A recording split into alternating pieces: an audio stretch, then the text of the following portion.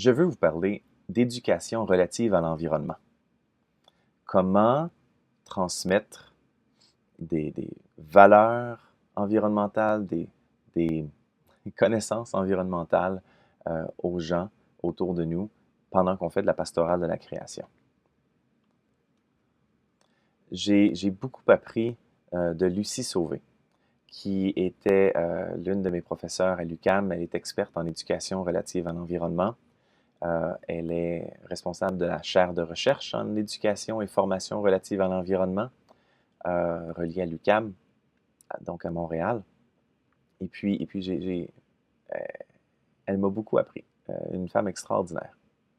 Par la suite, après avoir étudié en éducation relative à l'environnement, ensuite, j'ai pu me relier à un groupe qui s'appelle Planétaire, qui est un regroupement international de EARE, qui regroupe une quarantaine de pays francophones. Ensuite, il existe aussi the Canadian Network for Environmental Education and Communication, puis aussi Learning for a Sustainable Future. Ce sont des groupes qui se spécialisent en éducation à l'environnement et au fur et à mesure que les recherches avancent, ça vient équiper les éducateurs à l'environnement avec des nouvelles approches, des nouvelles stratégies, des nouvelles formules, des nouveaux modèles. Je vais vous en présenter quelques-uns aujourd'hui. Une définition de l'éducation relative à l'environnement, eh bien, c'est d'accompagner une personne dans son apprentissage de son rapport avec son milieu de vie, que ce soit local, régional ou global. Remarquez ici que contrairement au français, aux mathématiques, à la biologie, à plein d'autres sujets, plein d'autres domaines, d'habitude, on veut transmettre des connaissances par rapport à un sujet. Et c'est l'erreur de plusieurs personnes en pensant que si on explique des choses par rapport à la nature, ça va être suffisant. Non. Quand on fait de ERE, éducation relative à l'environnement, c'est la portion du milieu qui est la plus importante. C'est le rapport de la personne à son environnement. On ne fait pas juste transmettre des connaissances, on accompagne des gens pour que leur rapport à l'environnement soit différent. Et ça modifie un peu la manière qu'on organise les activités. On ne les organise pas juste comme des diaporamas avec des connaissances à transmettre. Là, tout d'un coup, on veut, si possible, leur faire vivre une expérience qui les amène à être en relation différemment avec leur environnement, que ça puisse améliorer cette relation-là. Il existe toutes sortes de points de repère pour pouvoir parler d'environnement, puis je vais vous présenter quelques modèles. Je commence par celui-là, les objectifs du développement durable par l'UNESCO. Il y a 17 objectifs et c'est les objectifs du développement durable, donc on veut continuer à développer sur Terre, notamment les pays en voie de développement, ont besoin de continuer à avoir du soutien pour qu'ils puissent augmenter la qualité de vie des gens qui sont là. Et justement, pour augmenter la qualité de vie, autant de nous et aussi des autres créatures, eh bien, on a défini ces objectifs-là. L'ONU fait beaucoup la promotion de ça et si jamais vous avez quelqu'un dans votre milieu qui peut venir pour les expliquer, c'est précieux. Le développement durable est schématisé la plupart du temps comme ça. Il y a 3 sphères. La sphère de l'environnement, évidemment, mais aussi la sphère sociale et la sphère d'économie. Donc, je vous donne un exemple. Des urbanistes sont en train de regarder une portion de la ville où ce ne sont que des champs et on se dit, bon, on veut faire du développement à cet endroit-là. Plutôt que de prendre un modèle habituel, hein, alors faire comme on a toujours fait avant et puis des développeurs offrent à la ville de pouvoir construire un ensemble de maisons et voilà, ça rapporte des taxes à la ville puis on a mis un maximum de maisons au même endroit, comme ça il y a plus de taxes de la ville qui reviennent. Bon, là, on commence à regarder, au niveau social, Qu'est-ce que les gens ont besoin? Ah, ben peut-être que ça prendrait un centre communautaire. Peut-être que ça prendrait un lieu pour pouvoir faire du sport, un terrain de soccer. Euh, Peut-être que ça nous prendrait aussi quelques commerces essentiels. Tant qu'à développer cet endroit-là, ben, on va le développer pour qu'au niveau social, les gens puissent mieux interagir entre eux. On va pas juste construire des maisons de riches, on va construire un mix, un mélange de gros logements et de petits logements. Okay? Donc là, au niveau économique, on veut développer, mais on en rajoute l'aspect social pour s'assurer que euh, ça respecte une certaine justice sociale. Et là, on ajoute la dimension environnementale. Donc, comment on peut établir un parc au centre pour pouvoir retenir l'eau de pluie, si jamais il y en a beaucoup, beaucoup, plutôt que d'aller tout dans les égouts de la ville. Comment on peut favoriser le transport en commun et des pistes cyclables pour réduire les émissions de gaz à effet de serre. Comment on peut verdir certains toits ou peut-être même favoriser tout de suite dans la construction des panneaux solaires à ces endroits-là, l'un ou l'autre. Euh, donc, on développe, c'est bon pour l'économie, mais on intègre des éléments sociaux pour mieux vivre ensemble, on intègre des éléments de l'environnement pour réduire notre empreinte sur l'environnement, qu'on respire un air plus pur, qu'on boit une eau plus pure. Donc voilà, quand on réussit à tenir compte des trois sphères, au centre, on dit que c'est durable. Okay? C'est comme ça que le développement durable a été schématisé pendant plusieurs années.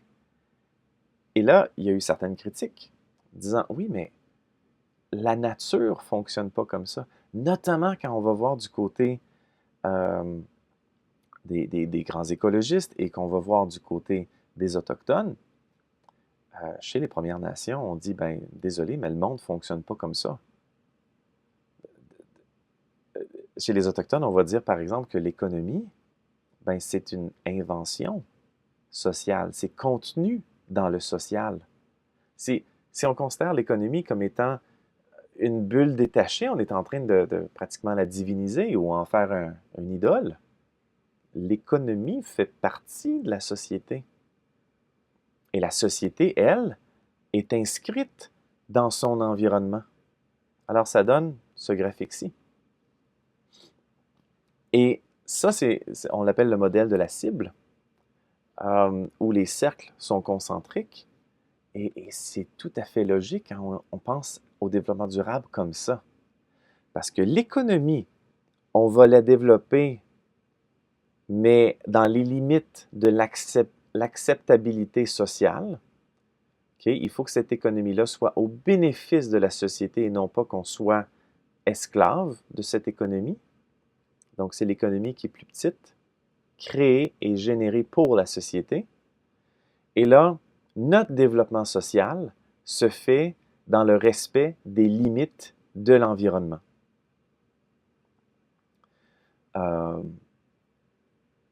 Un exemple, c'est une coupe forestière.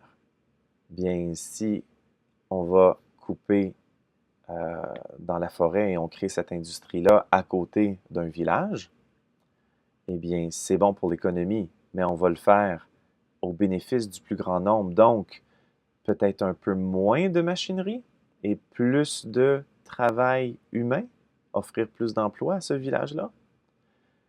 Et ensuite de ça, bien, si on le coupe d'une certaine manière, à environ 3% par année de sa superficie, en le traçant d'une certaine manière, eh bien, la forêt va pouvoir se régénérer d'elle-même avec sa propre biodiversité, plutôt que de faire une coupe à blanc et puis là, on est obligé de planter, puis on ne plante jamais avec la même diversité qu'il y avait avant.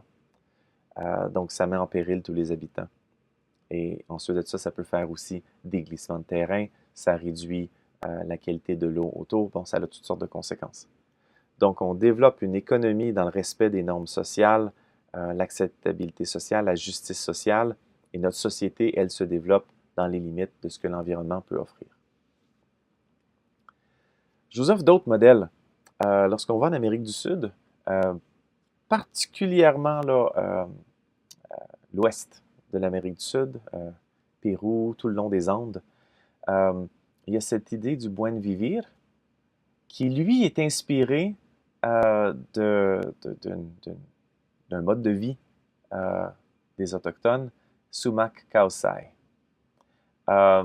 C'est deux approches différentes. Pour Sumac Causay, on a placé 4 verbes qui, eux, le Sumac Causay, ce mode de bien vivre, se retrouve à l'intersection quand on a du pouvoir, mais notre pouvoir est contrôlé. On désire avoir, mais ça c'est contrôlé. On a du savoir qui vient s'ajouter et notre volonté, et là c'est pas notre volonté de n'importe quoi, c'est une volonté pour les bonnes choses vertueuses, là, au niveau environnemental, au niveau justice sociale.